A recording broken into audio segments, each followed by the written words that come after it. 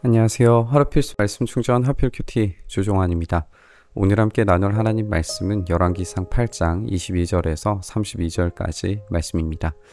그런 다음에 솔로몬은 이스라엘 온 회중이 보는 데에서 주님의 제단 앞에 서서 하늘을 바라보면서 두 팔을 들어서 펴고 이렇게 기도하였다. 주 이스라엘의 하나님, 위로 하늘에나 아래로 땅에나 그 어디에도 주님과 같은 하나님은 없습니다. 주님은 온 마음을 다 기울여 주님의 뜻을 따라 사는 주님의 종들에게는 세우신 언약을 지키시고 은혜를 베푸시는 분이십니다. 솔로몬이 하늘을 바라보면서 이 두 팔을 들고 기도하는 첫 문장은 위로 하늘에나 아래로 땅에나 어디에도 주님과 같은 하나님은 없다라는 선언입니다. 우리가 어제도 살펴봤던 것처럼 이 구름 가운데 임하시는 하나님은 이 거짓된 바알을 고발하고 비를 내리시고 양식을 자라게 만드시는 그런 하나님이십니다. 그 하나님은 오로지 유일하신 여호와 하나님 한 분밖에 없다라고 하는 사실을 본문에서도 분명하게 보여주고 있습니다. 그리고 솔로몬의 선언도 이 다른 어떤 신적인 존재가 존재할 수 없고 오로지 여호와 하나님만이 하나님이시라는 고백을 담고 있는 것을 우리가 보게 되죠. 그리고 그 하나님께서 온 마음을 기울여서 하나님의 뜻을 따라 사는 종들에게 언약을 지키시고 은혜를 베푸시는 분이시라는 것을 고백합니다. 이 성전의 기능은 외형이 아니라 이 순종에 초점이 맞춰져 있습니다. 온 마음을 다 기울여서 주님의 뜻을 따라 살아갈 때 언약을 지키시고 은혜를 베푸시는 분이심이 증명될 겁니다.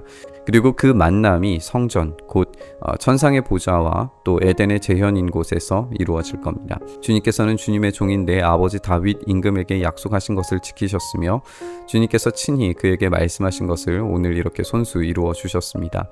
이제 주 이스라엘의 하나님 주님께서 주님의 종인 내 아버지 다윗 임금에게 말씀하시기를 내 자손이 저마다 길을 삼가서 내가 내 앞에서 살아온 것 같이 그렇게 살면 내 자손 가운데서 이스라엘의 왕위에 앉을 사람이 내 앞에서 끊어지지 않게 하겠다 하고 약속하신 것을 지켜주시기를 바랍니다. 그러므로 이제 이스라엘의 하나님 주님의 종인 제 아버지 다윗 임금에게 약속하신 말씀을 주님께서 이루어 주시기를 빕니다. 솔로몬이 아버지 다윗에게 하신 약속을 다시 상기시켜 드리면서 내 자손 가운데서 이스라엘 왕위에 앉을 사람이 내 앞에서 끊어지지 않게 하겠다라는 약속을 지켜주시길 구하고 있습니다. 이스라엘 왕위에 앉는 사람에 대한 간구는 가시적으로는 시드기야에 의해서 끊어지겠지만 마침내 영원한 보좌에 앉으신 예수님을 통해서 완성될 겁니다.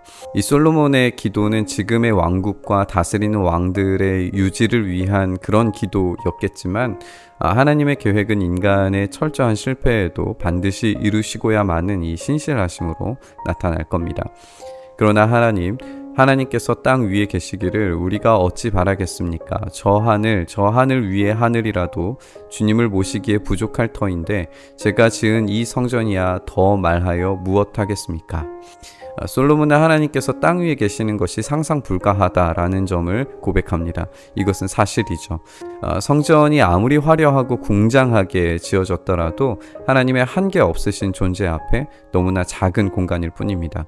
솔로몬은 하늘 위에 하늘이라도 주님을 모시기에 부족하다라는 표현을 통해서 우주의 통치자이신 하나님에 대한 고백을 담아냅니다.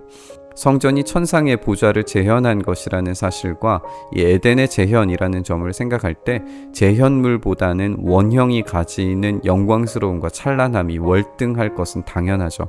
그것을 솔로몬이 표현하고 있는 것 같습니다. 그러나 주 나의 하나님, 주님의 종이 드리는 기도와 간구를 돌아보시며 오늘 주님의 종이 주님 앞에서 부르짖으면서 드리는 이 기도를 들어주십시오. 주님께서 밤낮으로 눈을 뜨시고 이 성전을 살펴주십시오. 이곳은 주님께서 내 이름이 거기에 있을 것이다 하고 말씀하신 곳입니다. 주님의 종이 이곳을 바라보면서 기도할 때에 이 종의 기도를 들어주십시오. 그리고 주님의 종인 나와 주님의 백성 이스라엘이 이곳을 바라보며 기도할 때에 그 기도를 들어주십시오.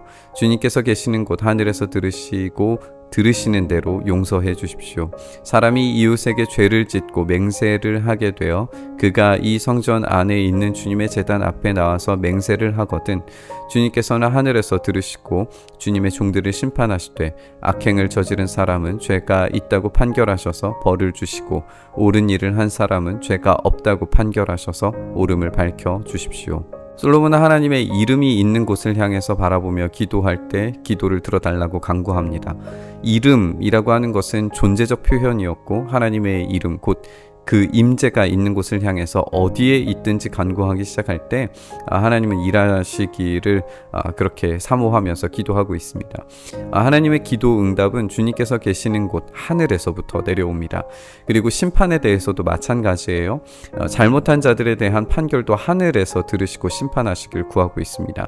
우리는 솔로몬이 이 지혜를 구했을 때에 이 통치 전반에 대한 듣는 마음을 달라고 간구했고 선악을 구분할 수 있게 해달라고 구했다는 점을 떠올려 봐야 됩니다.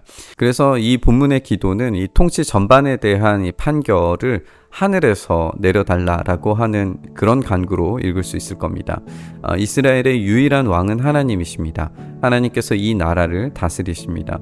하나님의 다스리심과 통치가 하늘에서 성전을 통해 왕에게로 그리고 백성에게로 전달될 겁니다.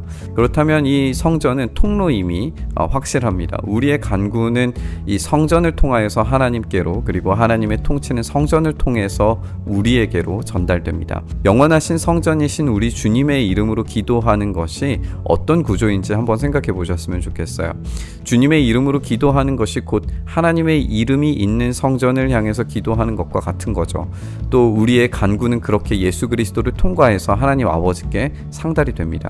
또 하나님 아버지의 통치와 다스리심이 예수 그리스도의 영이신 성령님을 통해서 우리 안에 경험됩니다.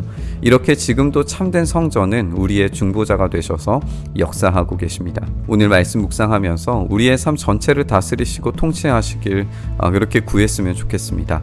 하늘에서 들으시고 다스리시는 주님의 통치 안에 우리가 온전히 머무르며 우리의 참된 소망, 우리의 참된 중보자 되신 예수 그리스도를 통해 하나님의 그 임재와 다스리심 안에 머무르기를 간절히 바라면서 우리 묵상의 자리로 나아가시죠.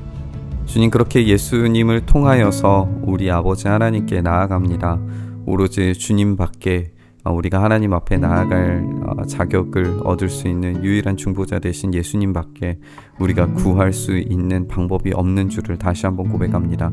우리에게 선한 것과 우리를 심판하시는 것 그리고 우리와 함께 하시며 우리의 아픔과 고통에 동참하셔서 우리와 함께 눈물을 흘리시며 고통하시며 신음하시는 그 모든 이야기들을 하나님의 보좌 앞에 놓으시는 주님의 그 중보자 되심을 우리가 구하며 또 바라보며 신실하게 붙잡으며 나아가오니 주여, 우리의 기도를 들으시고 침묵하지 마시고 주님을 향해서 기도하는 우리의 기도를 주님 응답하셔서 성령께서 또 우리 안에 임재하시는 주님의 그 놀라우신 직접적인 임재를 통하여서 우리의 삶이 하나님의 통치 안에서 온전히 변화되는 그 크신 은혜를 경험토록 하여 주시옵소서. 의일행하시길 소망하며 우리 주님 예수님 이름으로 기도드리옵나이다.